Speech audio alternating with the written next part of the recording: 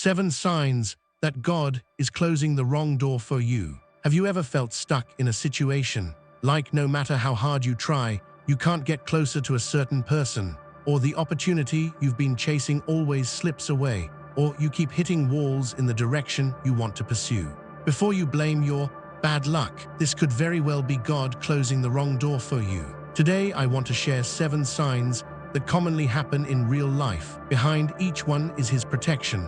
I will also tell you what consequences you might face if you try to force these doors open, helping you see more clearly where to stop and where to go. Sign 1. The harder you try, the more futile it feels. Have you had this kind of experience? You care deeply about someone, initiating conversations and making plans, but they are always dismissive or make excuses. You really want to fit into a certain group, deliberately imitating how they talk and act, but you always feel like an outsider. You're very persistent about a goal, constantly figuring out how to move forward, but you're always missing something or hit a snag at every step. It's not that you're not good enough, it's that this door was never meant for you. If someone knows the other person doesn't love them, but insists on getting married, only to end up in constant cold wars, turning life into agony, or if they force themselves into an unsuitable circle, saying things they don't mean, doing things they don't want to do, only to end up being seen as dispensable, or if they exhaust their time and energy for an unrealistic idea, achieving nothing in the end, with their confidence shattered. God letting you not grasp it is actually wanting you to cut your losses in time. If you insist on forcing it, you'll only get trapped in a cycle of people-pleasing and internal drain, ending up wounded. God never lets people force their way onto the wrong path. Like the Israelites in the Bible who wanted to return to Egypt, they were always blocked by the Red Sea or the wilderness. It wasn't God making things difficult for them, but Him fearing they would fall back into slavery. When you feel it's especially hard, maybe it's time to stop. Sign 2.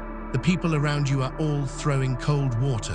Not every word needs to be heeded, but if the people who love you and understand you, like your parents, brothers and sisters from church, long-time good friends, are all advising you to think again, it's likely God using them to remind you. For example, you want to commit to a relationship, your parents say, your personalities are too different, you'll argue easily later. A sister from church says, I feel he isn't sincere enough with you. You want to work with someone, a friend says, he was unreliable before, don't get hurt. The pastor says, wait first, don't be in a hurry to decide. These words might not be pleasant to hear, but they aren't intentionally blocking you.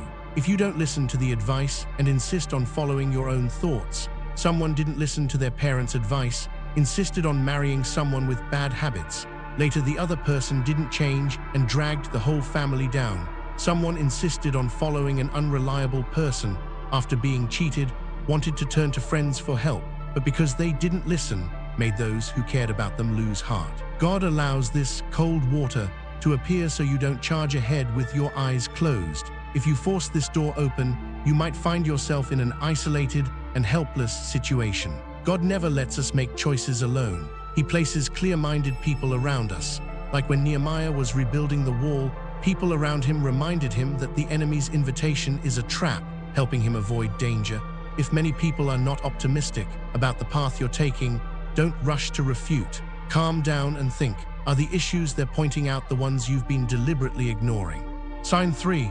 When doing this thing, you always feel uneasy inside. Do you have this feeling? Something seems fine on the surface. The person you want to befriend doesn't have obvious character flaws. The thing you want to do doesn't violate your faith. Every time you're about to move forward, you feel a bit panicky inside, like something's missing. Lying down at night thinking about it, you can't sleep, turning it over and over in your mind. Or even when praying, the moment you think about it, you feel you can't bring it up. Lacking the confidence to ask God to lead. This uneasiness isn't you being timid, it's the Holy Spirit reminding you. If someone feels uneasy but still invests in a project, resulting in losing their money, blaming themselves daily, or someone feels insecure about a relationship but insists on committing, always afraid the other person will suddenly change their mind during the relationship. Even if nothing happens temporarily, they always feel unstable, can't eat or sleep well. When problems finally arise, they can't help but think, if only I had listened to that inner voice. The inner uneasiness is actually God telling you, there is risk here. If you ignore this piece, you'll only spiral in anxiety and regret. surrounded by negative emotions. God never lets us blunder ahead in confusion.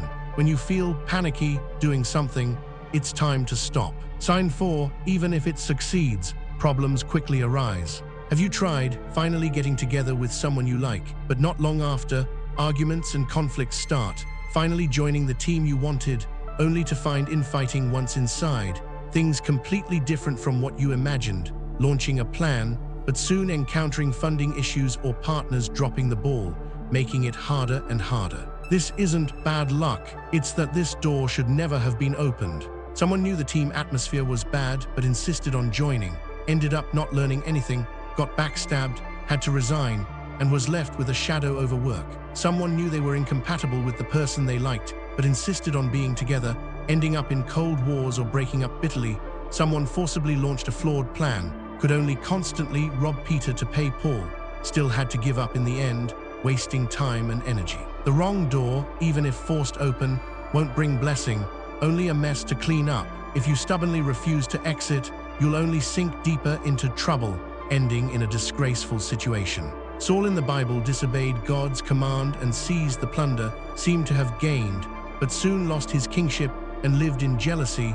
The wrong door never brings lasting benefit. Stop trying hard to remedy it. When it's time to stop, you have to stop. Sign 5, after it falls through, you realize, luckily it didn't work out. Often when something ends, you feel sad, but looking back after a while, you can't help but feel glad. Luckily it didn't work out. Example, you didn't pass the interview at a company, later heard that company frequently lays off employees. Pressure is so high people break down. The apartment you wanted to rent fell through, later found out it leaks and isn't safe. The person you wanted to collaborate with changed their mind last minute, later discovered they were deep in debt, almost dragging others down with them. These luckily moments aren't coincidences. It's God having already blocked the pit for you.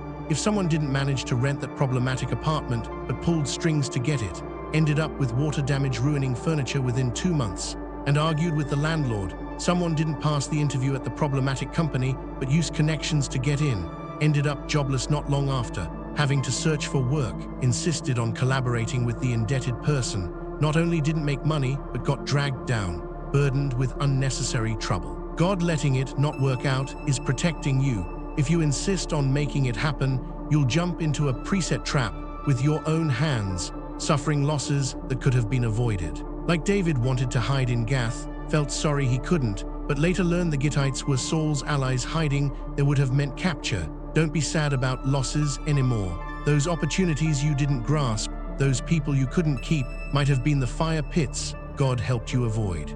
Sign 6. To achieve this thing, you start losing yourself. Have you noticed that to achieve something, you gradually start compromising? Wanting to be with someone, you learn to say what they want to hear, even if it goes against your principles. Wanting to accomplish something, you start calculating, what can I gain?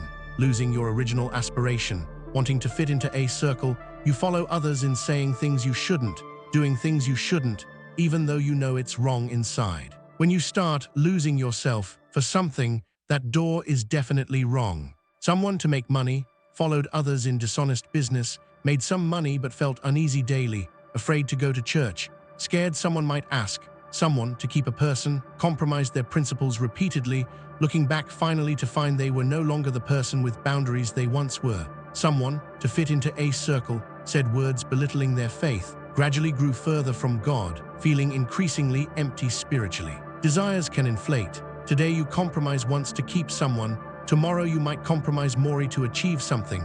God letting you see your desires growing is wanting you to turn back in time. If you follow your desires, you'll slowly become someone you dislike, even stray from the path of faith, losing your original aspiration and the blessings you should have had. God never wants people to sacrifice character for gain.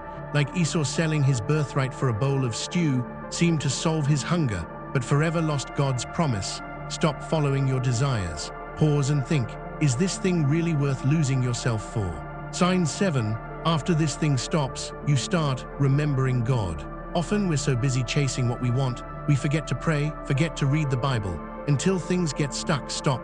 Then we calm down and seek God's guidance. For example, previously always busy dating someone, no time for church. Always busy pushing your own plans, no mind for Bible reading or prayer. until the relationship falls through, the plan stops. Then you kneel and say, God, what should I do? This transformation of remembering God again is actually an important signal of God closing the wrong door. If someone's plan is already stuck, but they stubbornly refuse to ask for help, not only not solving the problem, but because they have no time for prayer, growing spiritually dry, ending up with nothing achieved, feeling God doesn't love me.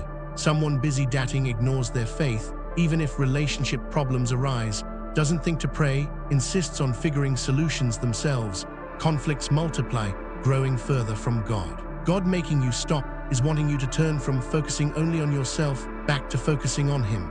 If you stubbornly rely on yourself, you'll grow increasingly proud, thinking I can make it without God, gradually casting aside prayer, Bible reading, church, until you've gone so far on the self-reliance path, when things completely crash and no one can help, you realize you have nothing. If you return to God later, you've already taken many unnecessary detours, suffering much needless pain. Peter in the Bible, only after denying Jesus, weeping bitterly, truly understood he needed to rely on God. David, only after hiding in caves, desperate, wrote, "You are my refuge," never lets us face difficulties alone. He makes things stop because he wants you to return to him. Stop stubbornly trying to carry it yourself. The door God closes is never cutting you off, but protecting your path. These 7 signs and the consequences of forcing doors open are actually telling us God never closes any door without reason.